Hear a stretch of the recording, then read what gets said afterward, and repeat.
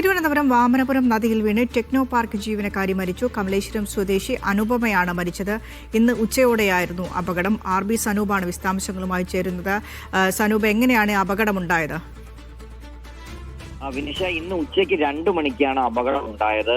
മരണപ്പെട്ട അനുപമയും സുഹൃത്തുക്കളും പൊന്മുടിയിലേക്കുള്ള യാത്രയിലായിരുന്നു. അതിനിടയിലാണ് വിതുര ചന്തമുക്ക് ഭാഗത്തുള്ള താവക്കൽ ആറ്റിൽ ഇറങ്ങുന്നത്. ആറ്റിലെ പടിക്കെട്ടിൽ കൂടി സുഹൃത്തുമൊത്ത് നടന്നു പോകുന്നിടയിൽ സുഹൃത്ത് കാൽ വഴുതി ആറ്റിൽ വിടുകയായിരുന്നു. സുഹൃത്തിനെ രക്ഷിക്കാൻ വേണ്ടിയാണ് അനുപമയും വെള്ളത്തിലേക്ക് എടുത്ത് ചാടിയത്. പക്ഷേ സുഹൃത്തിനെ കൂടുതലുള്ള രക്ഷപ്പെടുത്തുകയും അനുപമ വെള്ളത്തിൽ മുങ്ങി താഴുകയുമായിരുന്നു. തുടർന്ന് സമീപത്തുണ്ടായിരുന്ന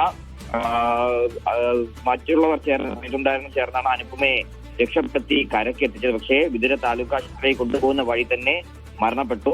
അനുപമ ടെക്നോ പാർക്കിലെ അലയൻസ് കമ്പനിയിൽ ജോലി ചെയ്തു വരികയായിരുന്നു.